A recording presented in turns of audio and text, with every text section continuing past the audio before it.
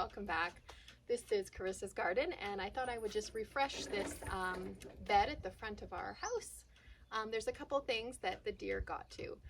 It was a bit of a trial tester to see if they would make it, and with some deer damage they just didn't come back. And that's okay. You try and you win, and sometimes you lose.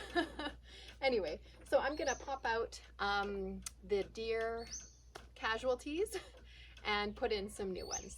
So I have a yew tree that didn't work, an evergreen. It was beautiful. I loved it. And it was an evergreen that tolerated part sun, which was nice. Actually, this is more like part shade.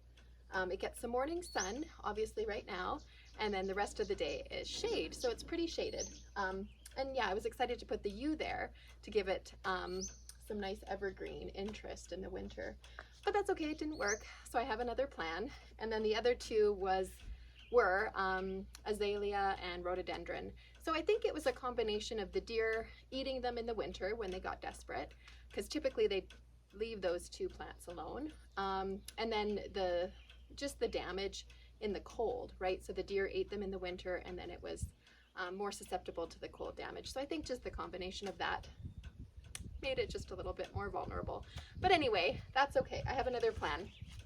So like I said, this is a shade bed. So what I have planned are some Hellebores. I bought these, I want to say February, March, you know, really, really early when you see them in the garden shops and they've got their beautiful blooms. So I had to wait until obviously the temperatures warmed up to get them outside, and then they'll bloom outside next year, which I'm really excited about. So I have two of the Ice and Roses red, and then I forget what the other one was. I lost the tag, but it was more of a white pinkish variety. So I'm gonna flank it, the Ice and Roses red on either side, and then the white one in the middle, which will be nice. So here's the one tag I have of the Ice and Roses. And then the other one, like I said, is maybe whitish pink. So I have those three. And then if you saw my wholesale perennial unboxing video, I think I called it, I bought some ferns. So I have another spot that I'm gonna put the entire group besides these three, but I thought I would steal a couple for this bed because I love ferns, and just to have them sprinkled around will be so nice. So what I have is Lady in Red on the outer sides, and then Godzilla in the middle. And these get to be 36 inches wide, which is just so fun. So I think I haven't laid it out. I'm more of like a fly by the seat of my shorts kind of girl.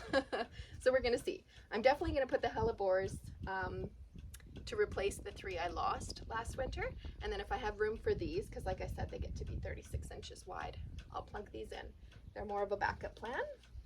And then I also have, unfortunately it finished blooming, but I'll show you in my other bed, they're still blooming. This one I bought at a nursery, so it bloomed earlier, but the ones I have in my garden from last year are blooming right now, so that's nice. This is Creeping Phlox, which is also a part shade plant, and I think this will be a really nice ground cover just in the front of this bed.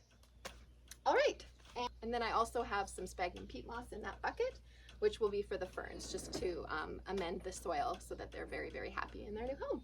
All right, I will show you what we're working with and then get going. All right, this is the other bed I was talking about that has the Creeping Phlox in bloom right now. So it's just on the other side of this dianthus. So it's right there and there. And then I believe that is Creeping Thyme down there.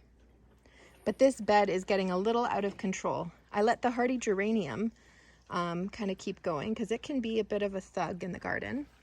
But I think I might just cut it back but leave it. But then this spreading buttercup is also taking over, so I'm going to pull that. But that's another project for another day. We are working on this bed.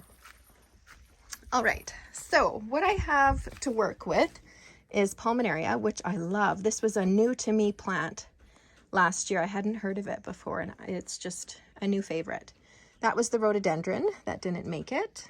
Spirea, Bleeding Hearts in Glory. Actually, they're starting to fade, but they were beautiful while they lasted. And then I have some Coral Bells that are kind of taking their time to come back. So the lime green ones, and then the burgundy in the middle.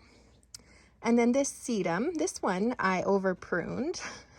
getting rid of the dead from last year. So it's going to take its time to come back, but those two are doing great, and I think they'll fill in this front area. And then I have Shasta daisies here. This is the azalea. It did bloom for me. I think the bloom is gone now. There's a remnant of the old bloom. Oh, and a weed.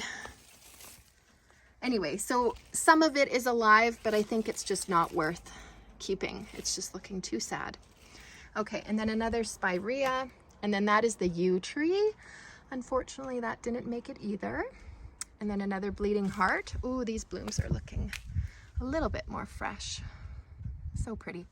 And then another pulmonaria. It's interesting. This one gets some more sun. Oh, and maybe some caterpillar damage. But yeah, this one gets more sun, and the foliage is definitely lighter, and it's smaller. So I think pulmonaria definitely likes a lot more shade than I can give it here. So note to self, maybe I'll move it, maybe I'll leave it. I'm not sure. And then moon glow juniper. Oops, still have the tag on. I'm notorious for leaving tags on. And then I have some alliums here. What are they? Lavender bubbles. This one took a hit. It's not coming back very strong. Looks like one bud is coming, but this one's a lot stronger. Right there. And then this is yellow archangel lamium, and it's also a thug. I might move it. It was a test to put it here to see how much it would take over, and I think it's a little bit too much for my liking, so I'm going to move that as well. And then here are some of my winter sowing jugs that I still have to plant.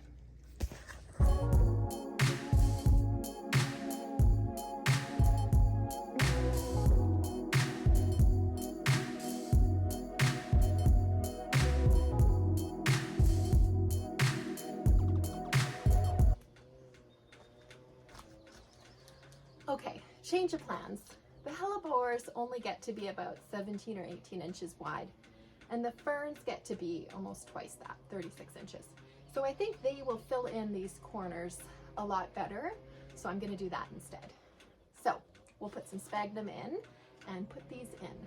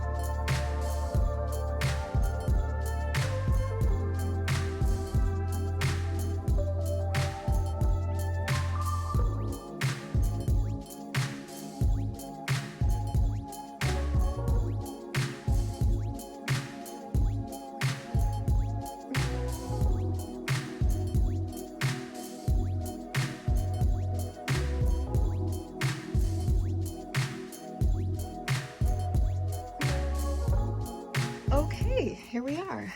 So I've got the lady in red fern, Godzilla back here, and another lady in red back there.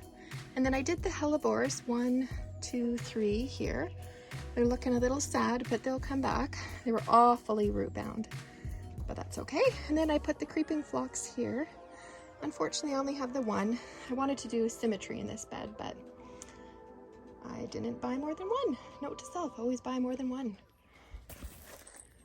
I've heard that planting in groups of 3, 5, and 7, you know, odd numbers, are really pleasing to the eye. So maybe I'll pick up another creeping phlox along the way, or 2 more, I guess. Anyway, this is a bit better.